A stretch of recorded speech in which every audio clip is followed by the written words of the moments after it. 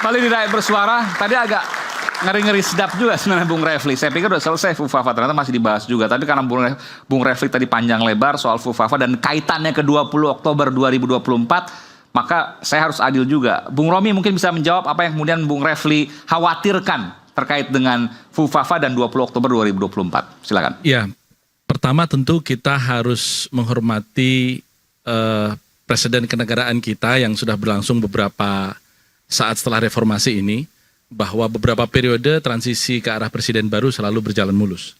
Setidaknya secara konstitusional. Dan itulah yang kita harapkan akan kita jalankan juga pada tanggal 20 Oktober nanti. Yang kedua, bahwa kemudian gagasan-gagasan presiden baru ini akan menjadi nyata pada saat beliau menjabat, itu pun juga harus kita dukung. Kenapa? Karena kalau belum bekerja saja kita sudah pesimis, bagaimana kita bisa memberikan kesempatan kepada presiden untuk bekerja? Oke. Dan ini saya kira fair, karena presiden baru adalah harapan baru. Jadi nggak ada yang salah dengan itu ya? Tidak ada yang salah Kalau dengan itu. Bung Refli tadi bilang, ya yang dulu-dulu juga awalnya senang-senang semua, optimis semua, tapi akhirnya kecewa. Kalau Pak Prabowo beda atau gimana nih? Sama saja sebenarnya soal mekanisme rotasi kita suka dan tidak suka. Karena itu selera. Dan selera itu kan betul-betul tidak abadi. Dia kan akan berkembang dengan berkembangnya waktu. Kita tahu persis di dalam Islam misalnya, kekuasaan itu kan dipergilirkan. Watilkal ayyamu nudawiluha bainan nas. Jadi kekuasaan itu dipergilirkan. Hari ini Pak Jokowi akan berakhir dan Pak Prabowo akan datang. Mari kita sambut ini dengan optimisme. Kenapa? Karena pekerjaan rumah kita untuk ke depan membuat bangsa ini naik di antara bangsa-bangsa dengan segudang persoalan yang tadi sudah disampaikan berkali-kali oleh Pak Said Didu, itu begitu besar. Jadi kalau energi kita 10 tahun kemarin itu habis dengan konflik horizontal antara buzzer dengan para influencer, dengan antara buzzer dengan para public figure begitu ya. Mari itu kita sudahi dan kita sampaikan itu kepada Pak Prabowo. Sepemahaman saya, karena 2014 lalu saya juga menjadi salah satu wakil ketua tim kampanye nasional Prabowo. Pak Prabowo itu orang yang apa adanya, bukan orang yang suka dengan aneka citra. Jadi kalau suka dengan saya, pilihlah. Kalau tidak suka, ya sudah, Anda punya pilihan. Karena saat itu saya pun pernah memberi saran beliau, masih ingat betul 2014, Pak Jokowi dengan Pak JK itu kendaraan dinas kampanyenya itu adalah, boleh nyebut merek nggak nih? Silakan. Nah, Toyota Innova. Ya. Yang tentu kita tahu persis kelasnya Pak Jokowi dan Pak JK bisa membeli mobil jauh lebih mahal daripada itu. Nah, saya waktu itu memberi saran kepada Pak Prabowo. Saya ingat betul di Diponegoro 43, hanya berdua dengan beliau, menyampaikan bahwa kita tim waktu itu 2 minggu sekali mengadakan survei tentang aspek-aspek kepemimpinan. Ada 17 aspek kepemimpinan, melalui intelektualitas, pengalaman, keluarga, kepandaian, dan seterusnya, orasi, dan seterusnya. Itu semua aspek kepemimpinan Pak Prabowo unggul dibanding Pak Jokowi tahun 2014. Hanya satu saja beliau kalah, yaitu kemerakyatan. Tetapi ternyata di tahun 2014 itu, bobot merakyat itu luar biasa tingginya. Sehingga itu menjatuhkan skor Pak Prabowo. Jadi Pak Prabowo waktu itu tetap pakai mobilnya. Ya, saya sarankan waktu itu, saya sampaikan Pak, izin Pak, ini dari tim survei dan saya waktu itu ketua tim divisi strategi, menyarankan kepada Pak atas masukan teman-teman agar mengubah mobil Pak. Oh ya. Apa yang diusulkan untuk Mas Romi? Saya minta mobilnya sama, bahkan lebih rendah lagi, yaitu Avanza. Saya waktu itu, betul, itu saya sampaikan waktu itu. Pak Prabowo ngomong apa waktu itu? Mobilnya kan Lexus Pak Prabowo. Iya. Lexus putih kita tahu persis kan. Oke. Nah, kemudian saya sampaikan itu, Pak Prabowo mengatakan, enggak. Kenapa Pak? Itu kan menipu rakyat.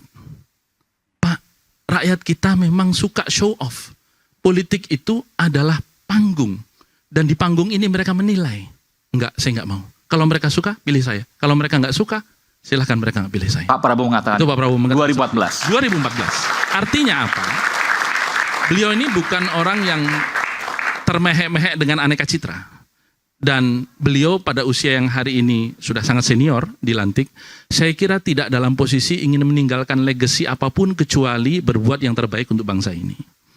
Dari kawan-kawan yang ya dalam tanda petik ada calon besok masuk kabinet dan seterusnya yang saya masih komunikasi sampai saat ini. Sampai beberapa hari yang lalu begitu. Sangat terpotret karena beliau-beliau itu sudah diajak secara serius oleh Pak Prabowo untuk mengikuti transisi ini dengan mendengarkan aneka paparan dan mencari bagaimana menambah pendapatan dan seterusnya. Tergambar bahwa Pak Prabowo mengatakan saya tidak ada lain kecuali bagaimana saya menghabiskan harta keluarga saya untuk Republik ini dan melihat Indonesia ini maju. Kapan Pak Prabowo ngomong itu? Berkali-kali. Sampai hari ini? Iya, sampai hari ini. Sampai beberapa hari yang lalu saya ketemu dengan orang yang insya Allah akan menjadi anggota kabinet ini. Artinya apa? Kita tahu persis jejak Pak Prabowo bukan dari 2009 saja. Karena 2004 beliau sudah maju di konvensi Partai Golkar. Betul. Dan kalah juga waktu itu dengan Pak Wiranto. Dan iklan yang tahun 2004 sampai hari ini saya masih terngiang-ngiang. Indonesia dulu adalah macan Asia. Nah itu. Dan itu masih menjadi cita-cita Pak Prabowo hari ini. Nah saya berharap, tentu harapan yang besar ini kita dukung bersama. Bahwa memang keinginan untuk mengangkat Indonesia, hari ini kita negara dengan penduduk keempat terbesar di dunia, tetapi ekonomi kita ke-16 terbesar dunia. Artinya, kita masih harus melompat 12 tingkat agar kita bisa disebut sebagai negara maju. Tanda-tanda perlambatan ada, maka kita sama-sama bergandengan tangan untuk membawa bangsa ini maju ke depan. Kondisi baik. Kondisi memang mungkin tidak baik-baik saja. Faktanya jelas ya, hari ini deflasi berturut-turut, lalu kemudian juga kelas menengah yang kabarnya makan tabungan dan lain sebagainya, ada turun kelas dan sebagainya. Tapi tadi saya tertarik dengan apa yang disampaikan oleh Bung Romi. Bagaimanapun juga Presiden dan Wapres adalah duit tunggal. Betul ya? Kalau tadi Bung Refil mengatakan bahwa ini bisa lo di-impeach karena fufafa. Bung Romi dekat dengan Pak Prabowo. Kira-kira apa yang ada di Pak Prabowo terkait dengan itu? Saya mau klarifikasi dulu. Kata-kata duit tunggal itu maksudnya apa? Bersatu terus. Karena dipilih oleh rakyat berdua, maka harus juga berakhir dengan berdua. Betul nggak? Belum tentu. Belum tentu. Itu versinya Bung Refli. Bukan versi, ini hukum tata negara, bukan versi. Itu duit tunggal politik. Duit tunggal politik, oke. Jadi secara hukum tata negara itu ya, Presiden bisa di-impeach sendirian. Lalu digantikan oleh wakil presiden sampai habis masa jabatannya. Bisa juga wakil presidennya toh di-impeach. Pelantikan juga begitu. Jadi kita ini walaupun paket ya. Walaupun dipilih rakyat duanya. Ya. Tapi bisa jadi terpisah. Responsibility-nya, pertanggungjawabannya sendiri-sendiri. Okay. Dan makanya disumpahnya kan sendiri-sendiri. Ada sumpah presiden, ada sumpah wakil presiden. Memang beda sama Filipina. Filipina itu beda benar pemilihannya. Pemilihan presiden sendiri, wakil presiden sendiri. Tetapi dalam hal pertanggungjawaban, walaupun pemilihan kita sama, itu beda. Jadi tidak mesti kalau misalnya di-impeach Gibran, lalu kemudian Prabowo ikut-ikutan. Enggak begitu. Itu individual responsibility. Secara hukum positif tata negara betul demikian. Tapi secara politik dan juga secara batin tentu berbeda ketika kita bicara soal individu. Silakan. Pak Prabowo itu kalau kita lihat, memaafkan Pak Jokowi saja bisa, bahkan bergabung. Ya setelah betapa serangan pada tahun 2019, karena saya juga berada di tim inti Pak Jokowi pada waktu itu, luar biasa kepada Pak Prabowo. Kita ingat pada waktu debat. Sorry Bung Romi, Pak Prabowo memaafkan Jokowi atau Jokowi yang memaafkan Pak Prabowo? Mana sebetulnya yang terjadi? Saya kira yang ada saling memaafkan. Karena kalau Pak Jokowi tidak memaafkan, dia tidak akan menggandeng Pak Prabowo. Sebaliknya kalau Pak Prabowo tidak memaafkan, dia tidak akan mau bergabung. Dan apa yang ini saya nyentil sedikit. Apa hebatnya orang yang bergabung dengan pemerintahan? Itu kan sama-sama mendapatkan kenikmatan. Yang hebat itu kalau tetap stay di oposisi. Jadi kalau misalnya Anda nih ya, mau stay di oposisi, itu baru saya hargai. Kalau cuma melipir pemerintahan tuh semua orang mau suka. Iya kan? Nggak ada orang yang tidak suka dengan kekuasaan. Tetapi masalahnya adalah kita secara sadar harus ada yang mampu dan mau berani berada di luar kekuasaan. Karena itulah demokrasi bisa berjalan. Nah sekarang kita ini kan digiring. Kayak sekawanan bebek, sekawanan angsa. Nih datanglah kepada tuanmu. Karena tuanmu akan baik wajahnya. Padahal zaman the founding parents kita, Supomo, kemudian Hatta, Yamin, sudah mengingatkan. Ketika membuat konstitusi kita, Supomo dan Soekarno optimis banget. Katanya kita ini membuat negara di mana kita sistemnya kekeluargaan. Tidak mungkin seorang bapak itu akan menciderai, memakan anaknya sendiri. Kata Hatta, iya, saya tahu itu. Tapi Hatta yang biasa hidup di Eropa, dia tahu. Tapi bukan tidak mungkin kekuasaan itu kalau tidak dikontrol, tidak dibatasi, dia justru akan memakan anak-anaknya sendiri. Kan itu kan sudah tragedi hidup berbangsa dan bernegara tidak hanya di Indonesia, tapi di luar negeri. Tetapi saya tidak menyalahkan kalau Bung Romi optimis. Kan itu kan soal pendekatan. Ini kayak kita lihat gadis, ya kan? Mana yang pendekatannya optimis pesimis, sama substansinya. Gadis itu cantik tapi hitam, ya kan? Atau gadis itu hitam tapi cantik. Sama aja. Oh sorry, bukan begitu. Bukan kata cantik, hitam dan manis. Cewek itu hitam tapi manis. Atau cewek itu manis tapi hitam. Mana yang Anda pilih? Manis tapi hitam atau hitam tapi manis? Bukan. Manis atau hitam tapi manis? Yang dipilih? Sesuai selera lah itu. Artinya Jadi begini, kalau kita bicara tentang pendekatan pesimis, orang akan melihat hitamnya. Cewek itu cantik tapi hitam, ya kan? Jadi hitamnya yang dia take into account, ya kan? Yang dia pertimbangkan. Tapi kalau dia optimis, dia mengatakan cewek itu hitam tapi manis. Manisnya yang dia ingat. Nah, ini soal approach, pendekatan. Substansinya sama. Jadi walaupun Anda mengatakan Prabowo dengan sisi optimistik, saya pesimistik, substansinya sama, Prabowo Subianto yang akan kita lihat nanti. Jadi ini nggak ada kaitannya sama suuzon atau tidak, atau husnuzon. Ini kaitannya adalah paradigma berpikir. Sama seperti Anda mau paradigma liberal atau sosialistik, kan begitu saja sesungguhnya kan. Karena saya paradigma memilih berpikirnya. optimistik ya. Kenapa? Karena saya melihat betul karena banyak perjalanan saya ke banyak negara, baik dalam kapasitas sebagai pejabat negara di saat lalu ataupun pribadi karena ada usaha yang memang mengharuskan saya keliling ke luar negeri, bahwa Indonesia ini tidak merupakan bagian dari global logistic hub. Indonesia juga bukan dikenal sebagai negara yang memiliki rasa percaya diri yang tinggi. Bandingkan sekarang misalnya dengan 500 perusahaan Fortune Top 500 yang di situ dihuni oleh orang-orang dari etnis India, yang mereka berangkat dari negaranya sebagai orang miskin. Tetapi hari ini mereka menduduki top manajemen perusahaan-perusahaan terbesar di Amerika Serikat. Yang kita tahu persis sampai hari ini adalah kekuatan ekonomi nomor 1 dunia. Tidak banyak merek-merek Indonesia yang bertengger di luar negeri. Kenapa saya mengatakan ekonomi dan ekonomi perspektif yang saya ingin bangun? Karena memang kita perlu fokus pada ekonomi. Itulah kenapa tadi di awal saya katakan, saya mendengar dari beberapa kawan yang tentu insya Allah akan menjadi anggota kabinet dan hari ini pun namanya juga beredar di semua Siapa sih, penasaran selebaran. Tidak perlu saya sebut ya.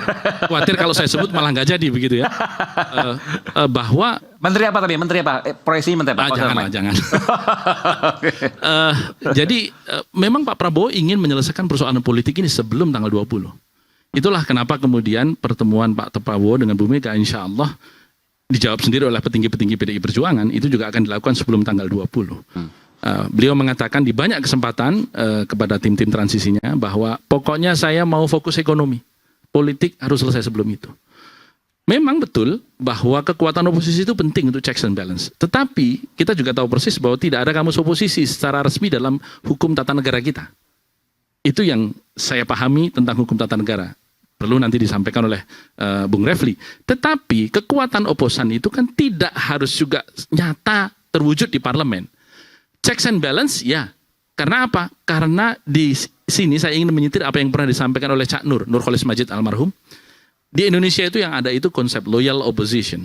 Bahwa di parlemen itu merupakan bahagian dari checks and balances kepada pemerintah. Tetapi tidak dalam sifat untuk semata-mata mengkritik asal berbeda dan menjatuhkan. Jadi homogen nggak apa-apa parlemennya, tapi kemudian masyarakatnya yang kemudian nanti menjadi checks and Oh ya, balances. kekuatan masyarakat sipil selama ini sudah dalam posisi itu. Saya pikir jangan terlalu digiring ke masyarakat ke istilah-istilah formal yang susah dipahami. Pada saat Orde Baru, orang-orang oposisi itu sangat dihargai. Mereka dikirim sekolah ke luar negeri, mereka kembali. Jadi itu maksud saya, jangan langsung menuntut bahwa tidak boleh ada oposisi. Saya perumus GBHN Dewan Hankamnas umur 28 tahun. Semua Tahun berapa tuh, oposisi Pak Said? tahun 87-88. Oke. semua oposisi diundang di situ dan ditampung pemikirannya oleh Pak Harto. Nah, Posisi waktu itu PDI dan P3 waktu itu. bukan masyarakat, Oh, cuma oke, aktivis. PDIP, P3 itu diundang. Dan saya pikir pemikiran-pemikiran mereka lah yang ditampung menjadi GBHN. Jadi saya tidak setuju yang menyatakan tidak boleh ada oposisi. Bukan pengertian itu. Pengertiannya adalah hargailah oposisi. Karena begini Pak, oposisi itu harusnya pemerintah berterima kasih kepada oposisi. Dia sudah mau berpikir tanpa digaji. Daripada anggota DPR minta 50 juta per bulan, belum tentu berpikir. Dan hidupnya pasti susah. Tapi nah, orang-orang oposisi ini hargailah mereka, jangan dimusuhi. Jadi maksud saya beginilah. Saya yakin Pak Prabowo ada di pikiran itu. Bahwa memberikan ruang yang lebih bagus kepada oposisi dan memberikan kursi yang lebih bagus daripada oposisi, daripada memelihara parlemen yang bisa diatur segala-galanya, mending dengarkan oposisi. Nah, saya beginilah, kita mendengarkanlah. Pak Prabowo itu kan ada pernyataan yang menarik menurut saya, yang inti yang saya katakan. Dia menyatakan, saya rela mati membela kebenaran untuk di atas kebenaran untuk membela rakyat. Itu kata-kata yang saya sangat sukai. Pak Prabowo. Pak Prabowo. Sehingga saya keluar kata-kata, kalau gitu Pak, kita mati bersama di Pantai Indah Kapuk dan Rempang. Karena itulah itu saya menantang dia, kita mati bersama di sana karena itulah kebenaran dan keadilan ditunjukkan. Jadi maksud saya begini, saya hanya menyatakan kalau Pak Prabowo sudah, dan kata-kata yang kedua dia menyatakan kalau saya nggak benar tinggalkan saya, ya kan? Itu kata-kata yang menurut saya sangat berarti bagi saya. Nah, saya hanya menyatakan bahwa kalau saya itu punya pengalaman dengan Pak Prabowo menilai nasionalisme dia, patriotisme dia, kerakyatan dia, rasa keadilan dia, dan rasa sosial dia. Waktu dia membeli Kiani Kertas, itu saya pelakunya. Maksudnya? Saya pada saat itu sesmen BUMN dan beliau datang Nelu menyatakan ada yang mau beli Kiani Kertas. Saya katakan siapa yang mau beli? Ini kan barang rugi. Dia bilang Pak Prabowo. Saya tanya, kenapa Bapak mau beli? Ini demi jangan sampai jatuh ke asing. Nah, dan dipakai oleh asing. Jadi maksud saya hanya bermimpi, bukan optimis, bukan apa. Saya menaruh harapan, Pak Prabowo jadilah diri Anda sendiri yang memiliki patriotisme, nasionalisme, rasa keadilan, cinta rakyat, dan rasa sosial yang tinggi. Tinggalkan virus-virus Mulyono. Dan contohlah Habibie pada saat mengambil alih dari Pak Harto, dia berani mengambil keputusan yang berbeda dengan Pak Harto demi menyelamatkan bangsa dan negaranya. Dan Pak Harto adalah Pak Habibie adalah muridnya Pak Harto. Dan jauh lebih tinggi kadar muridnya Pak Habibie ke Pak Harto daripada kadar muridnya Prabowo ke Jokowi. Jadi maksud saya, nah udahlah. Negara ini lagi susah banyak hal, maka dibutuhkan pemimpin yang menurut saya tirulah sedikit cara Habibie, berani menjadi dirinya sendiri, kembali ke karakter dirinya, dan Habibie menyelesaikan masalah bangsa. Mudah-mudahan Pak Prabowo bisa melakukan Itu Pak Said itu yang kita ingatkan terus bersama-sama. Saya hari ini, tadi Bang Aiman nanya seperti ini, hari ini saya bawa buku yang sangat elegan menurut saya, yang ditulis oleh Pak Prabowo tentang paradoks Indonesia, pandangan strategis beliau. Dan hari ini saya bawakan juga untuk semua pembicara, untuk Pak Aiman juga, dan saya hadiahkan untuk semua mahasiswa yang hadir hari ini. Waduh, luar biasa. Banyak loh, Beh. Banyak nih. Saya bagikan semua hari ini biar teman-teman tahu gitu loh. Saya cuma mau meluruskan dan sekaligus menyetujui apa yang Pak Said Didu katakan. Biarlah beliau menjadi diri beliau sendiri dan kita kawal itu. Dan ini tercermin bahkan di edisi yang terbaru di 2022 Paradoks Indonesia dan Solusinya. Teman-teman sekalian mahasiswa dan para pembicara juga Bang Aiman akan melihat betul sosok pribadi beliau yang sesungguhnya. Silahkan dinikmati buku ini setelah pesan-pesan berikut ini. Saya minta nanti buka sedikit apa yang menjadi inti atau pokok pikiran dari buku-buku itu. dari Babe nanti akan sampaikan ya. oh silakan. Nanti kita akan kembali saat lagi. Tapi saya belum soal Fufafa dan kemudian tadi soal penggagalan pelantikan dan sebagainya itu belum dijawab loh. Nanti saya minta jawab kalau nggak Bung Romi, Mas Andi Malarangang. Kita kembali saat lagi. Tetaplah bersama kami di Rakyat Bersuara.